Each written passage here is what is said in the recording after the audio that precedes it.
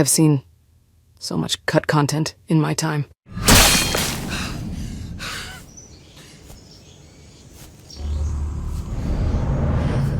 So much that I can hardly remember it all.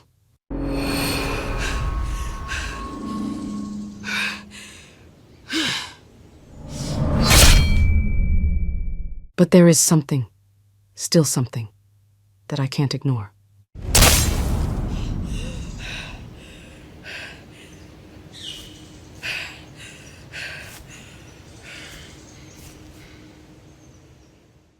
I thought I was done with it.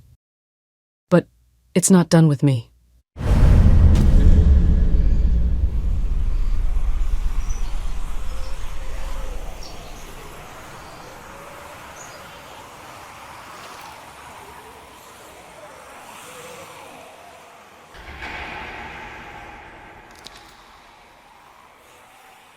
Some days, I envy the dead channels.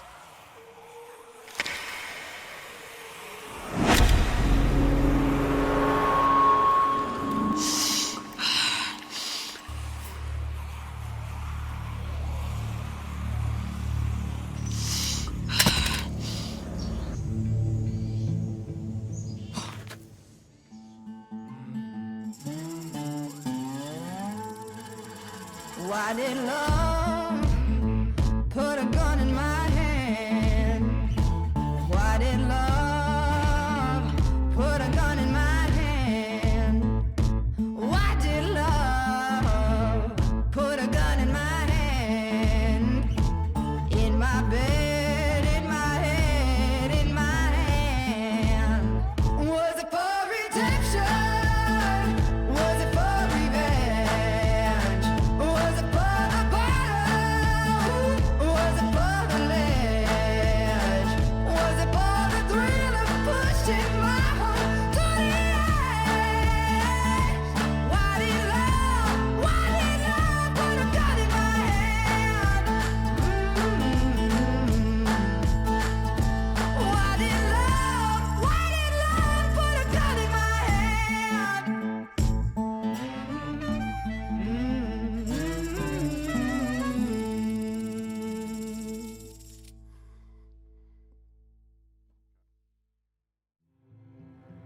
The Walking Dead Michonne was rough. Not the game, but the development process. According to multiple developers who worked on it, the game was rewritten pretty much last minute and required big changes close to its release, causing the developers to put in 80 to 90 hour weeks just to get it done. A lot of their work was thrown out, mostly on a whim, because some executive changed his mind that day. And that's not hyperbole. It's something that was common in old Telltale's lifespan. There were real people behind these games, working like crazy just to get them out in time, and sacrificed a lot just to keep the production going. They deserved better treatment than what the company did to them. And it's worth pointing out that most things changed because of Telltale's horrible management and review process, not because of any one or two creative decisions by people actually working on the game. In this video, we'll be covering some of these changes, mostly concerning the story of two characters. If you haven't played the game, then don't worry, as I'll very briefly explain the story and what has changed.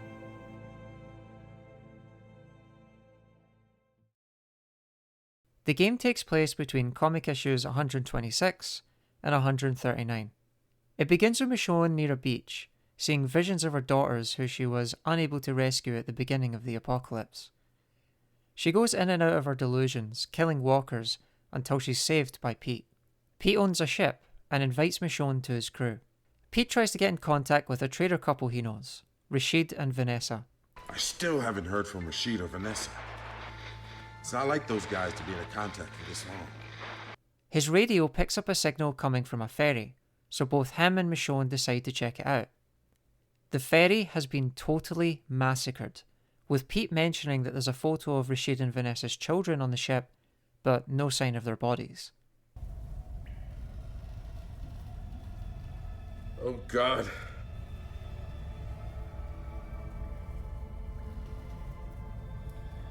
These aren't your friends. No.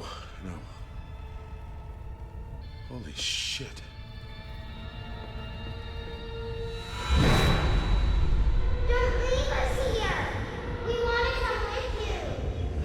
staying here. I'll be back soon. Mommy, when are you coming back? This photo. These are their kids. Vanessa and Rashid were here. If they left this behind... Michonne.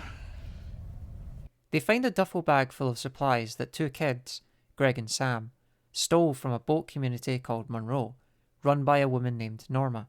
They argue over who should take it until Randall, brother of Norma, ambushes them on the ferry. All four are taken hostage and Michonne is interrogated by Norma about who stole the supplies. Michonne is brought to a room where Randall pressures one of his guys, Zachary, to get information about the theft from Sam. Zachary panics and ends up shooting Greg, Sam's brother. Randall and Zachary leave the room to bring a doctor, while Michonne and Sam have to deal with Greg turning and putting him down. Zachary returns to the room, only to be disarmed and determinately shot by Sam. This ends Episode 1. Episode 2 begins with rescuing Pete from Norma's interrogation and escaping Monroe. Sam, Norma, and determinately Pete all escape, but not before setting the community on fire. Sam explains her home isn't too far from the shoreline, and so they rush to escape the pursuing Monroe community headed by Randall. As they climb a cell tower to escape Randall and crew, Sam is shot and is carried home by Michonne. After a heated discussion with Sam's friend, Paige, at the gate, they bring her inside and perform emergency surgery on her. As Sam recovers, Michonne speaks to John, her father, about Greg's death before he is also killed shortly after by Randall. Randall and his crew infiltrate the area before being stopped by Paige and Michonne, with Randall being caught in the process. Norma knows where Michonne is, but wishes to negotiate peace in return for her brother. Michonne can choose to kill Randall or let him live. This choice ending Episode 2. Episode 3 starts with a flashback of Michonne speaking to Oak, one of Pete's crew. Just to remind you that, yeah, these guys exist, remember? Norma found and captured Pete's crew, but is willing to negotiate handing them over in return for Randall. Paige urges Sam to flee, but Sam refuses. Norma shows up and the negotiation ends with Berto, a member of Pete's crew, getting killed. The player can then hand over Randall, alive or zombified, leading to him getting shot either way, and causing Norma and her crew to attack Michonne. Norma is killed by either Michonne or the walkers as the house sets ablaze. Michonne begins to hallucinate her daughters again in the fire, while Sam encourages her to escape. Michonne can choose to feed into her delusions, leading Sam to die, or move on with her present, with both of them escaping alive. The game ends with a short discussion with Pete on the beach, explaining that Oceanside, a community in the comics, would likely take the survivors in. The game ends with everyone walking down the shoreline.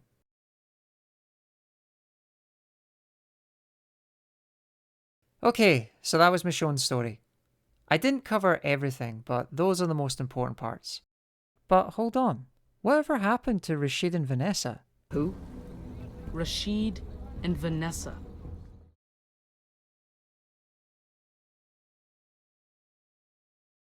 You know them, right? The two characters who effectively kicked off the entire story. Pete's main motivation was to find out if they were on the ferry, but we never do find out what happened to them in the final game.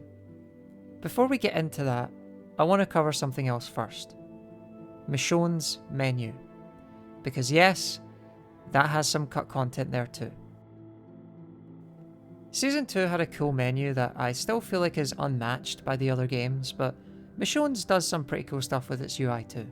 Unlike Season 2, however, Michonne had a short and more focused story, so there were less cuts and changes.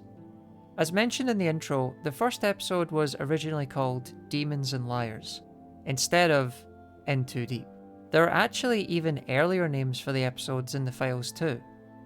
Landfall, Shelter, and Dawn. They were probably placeholders as they don't fit the traditional 3-word name structure that most episodes have had since Season 1. Yeah, I'm talking about you two. Done running.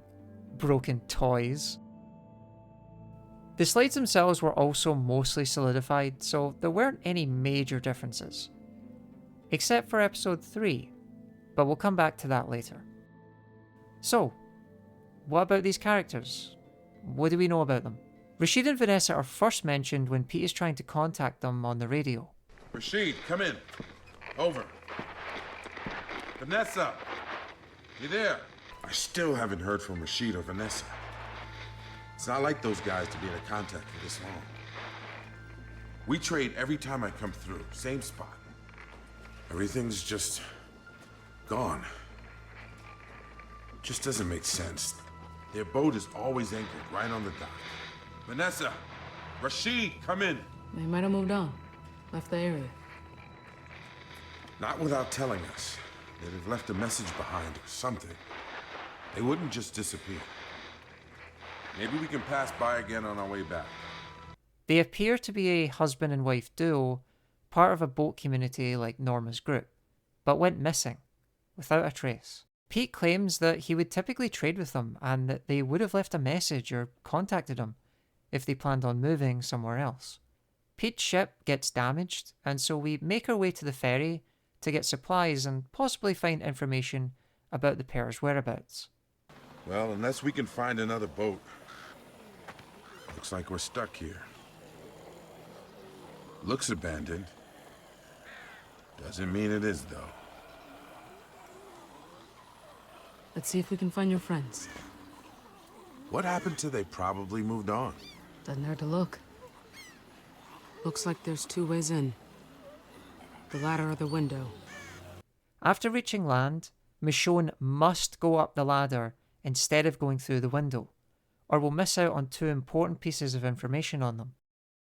After opening the door... What happened here? we see dead bodies of people, not walkers. Oh, God. To which Michonne asks Pete if these are the people he was talking about. These aren't your friends. No. Holy shit.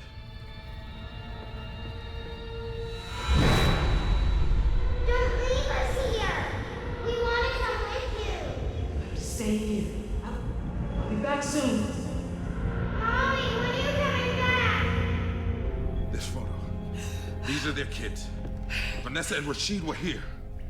If they left this behind... Michonne, they wouldn't have left this on purpose. But I gotta hope they're still alive. They made it off this thing. After heading downstairs and being ambushed by Randall, Michonne is taken to Norma's community and interrogated. Michonne can ask Norma about Rashid and Vanessa, and she comments on not knowing who they are. Everyone deserves a second chance, I believe that. But never a third. Most people will take advantage if you let them. Did you give a second chance to Rashid and Vanessa? Who? Rashid and Vanessa. Never heard of them. But if they showed up here, sure, they'd get their chances. This is the last time Rashid and Vanessa are ever officially mentioned. And contrary to what Pete says, they really do disappear. But of course, this is Telltale we're talking about. So that's not the whole story.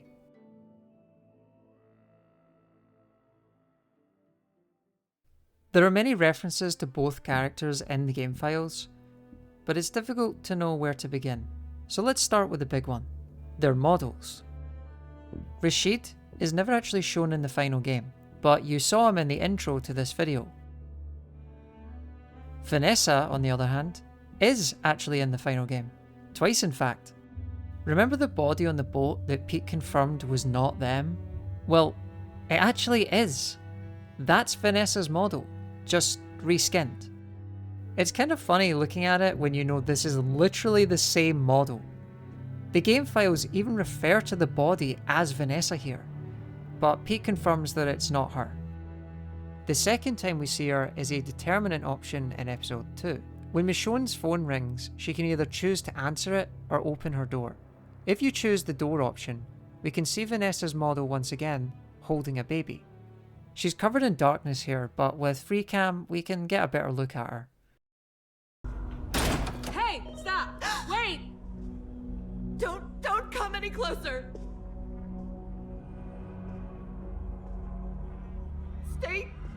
Stay back! Listen, I need your help. With what? I can't help you.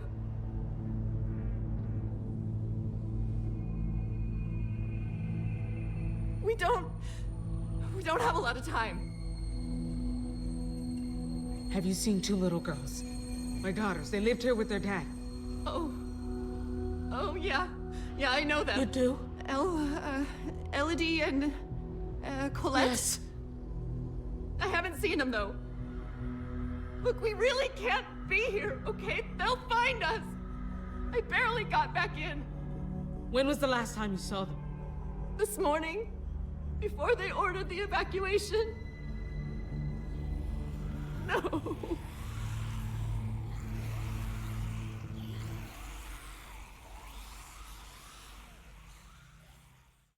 Michonne doesn't seem to recognise her, though Vanessa recognises Michonne's children and warns her to leave. Now, it's not clear if this is actually Vanessa. The game credits do list the very talented Cissy Jones with the role. So, I guess it is? So now that we know what they look like, what else were they supposed to do? Rashid does have animations, but they're all generic and shared with other characters. Unfortunately, he has no unique animations of his own, so we're very limited on what he would have done in the story. And sadly, even though we have his model, we don't even have his concept art. But we know for sure it did exist. How? Because we can see his silhouette in different pieces of concept art, like in this art of John Fairbanks' office, as well as this mysterious concept art of a burnt house.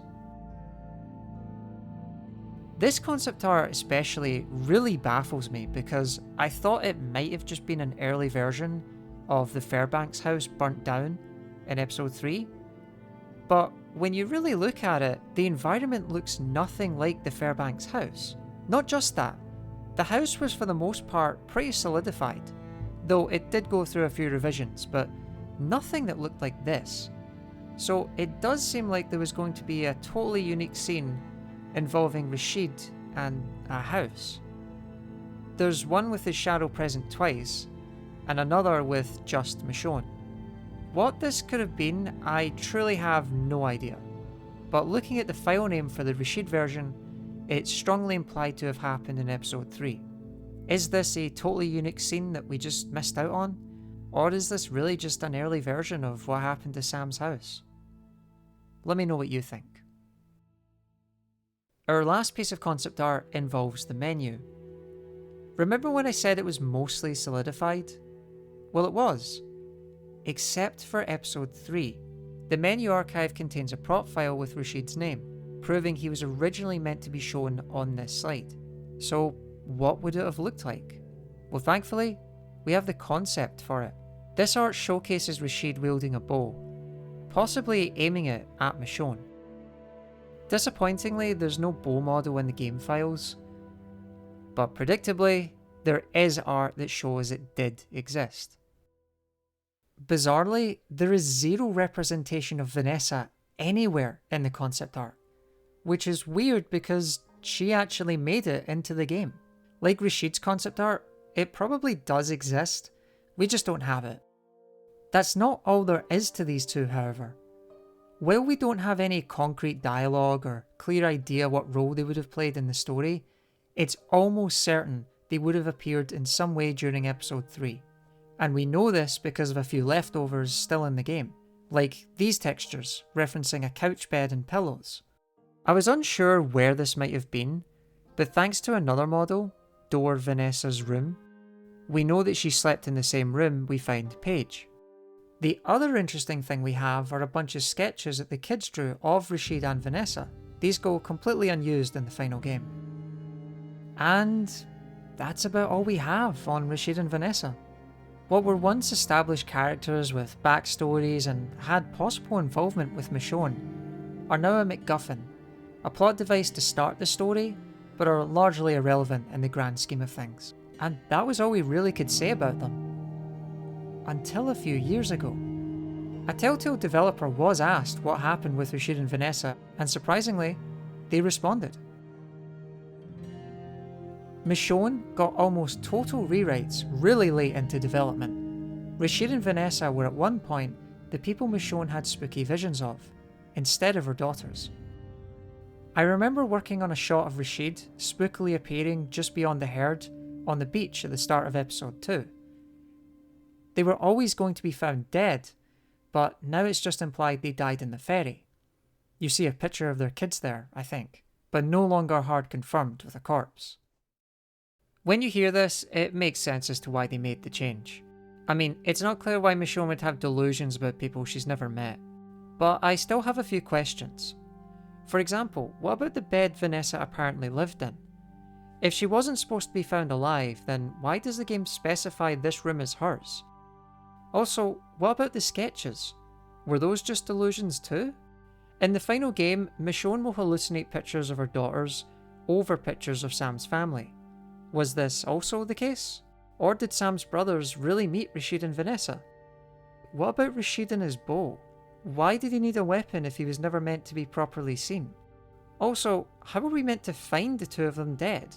Would they have already been found buried at Sam's home? Unfortunately, we still have more questions than answers. But if anything, I'm glad we were able to get some insight into this. It's rare we get any hard confirmation about aspects of changes in the story. And so, that's pretty much it for the story of Rashid and Vanessa. I could end the video here, but I figure I may as well cover some smaller pieces of cut content for completionist's sake.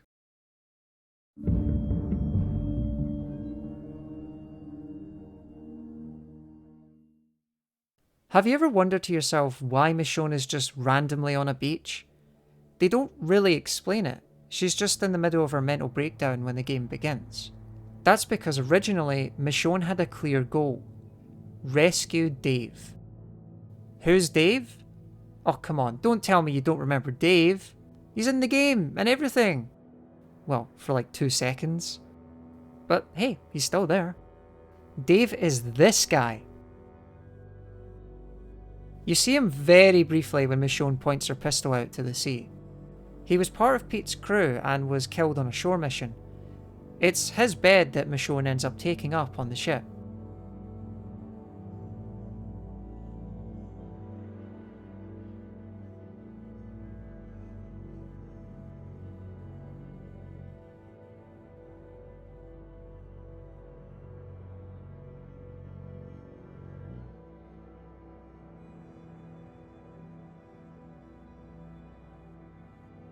We know all this because concept art reinforces it.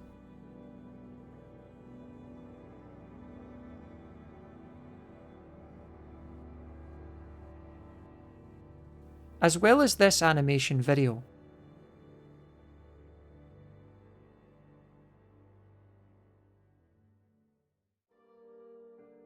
There's also the carport. The carport was an area of the ferry that is completely missing from the final game, but is referenced multiple times. There's concept art depicting it,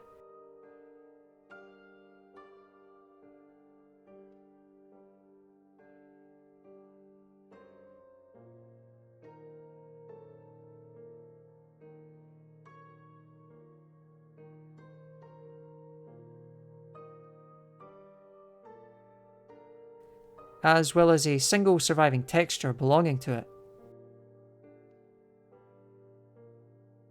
We don't know why it was cut, but it was likely intended to be another route into the ferry. It was likely its own level, which is why so little of it survives in the final game.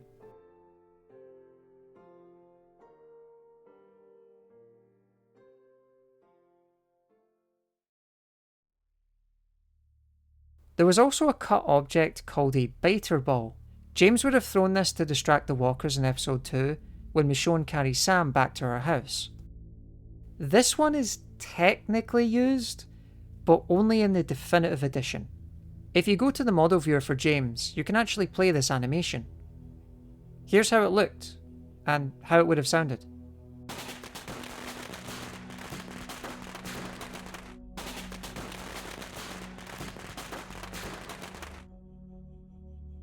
At some point, we were meant to pick up a bunch of items.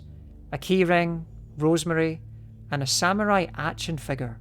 Only mentions of these exist in the code, and there are no textures or models.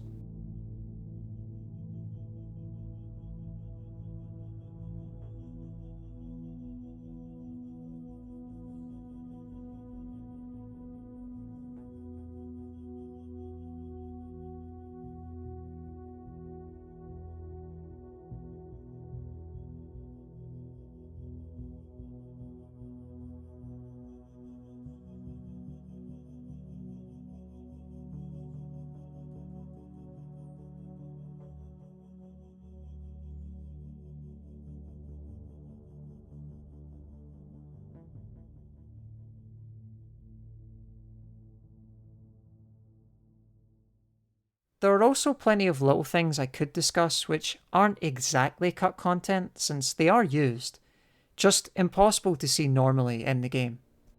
Thankfully, we can see them using FreeCam.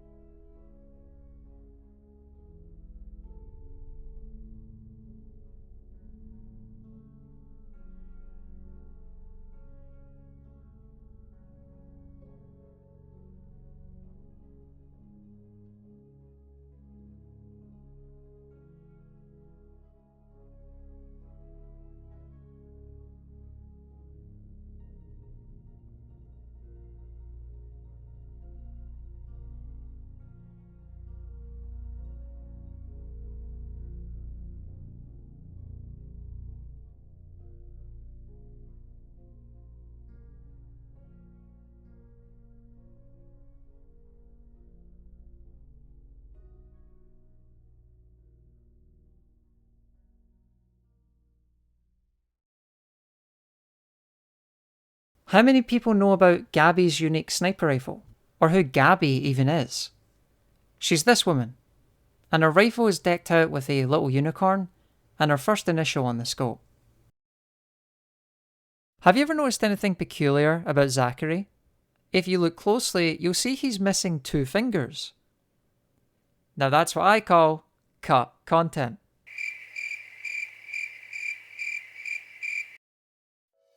So that about wraps up this video. This will likely be my last, focusing on cut content. I've been asked to cover other Telltale games and even different games entirely, but people often underestimate the amount of work that goes into making these videos. Ensuring accuracy involves a lot of effort, using the right tools, sorting through countless files, researching, testing, talking to the developers, and so on. It's a lot of work for relatively little reward, and I always try to fact check my content to avoid spreading misinformation. The reason I made this video in the first place really came down to when I was making my Iceberg video. As I was writing the script, Rashid and Vanessa were only meant to be a small section, but the more research I did, the more it expanded and warranted being its own video. I'm sorry for being out of the YouTube game for a while, but I hope this video might make up for it. I read all your comments and suggestions, even if I can't always respond. Anyway, I plan on releasing a few more videos in the near future, so I hope you enjoyed this, and I hope to see you soon. Thanks for watching, peace out.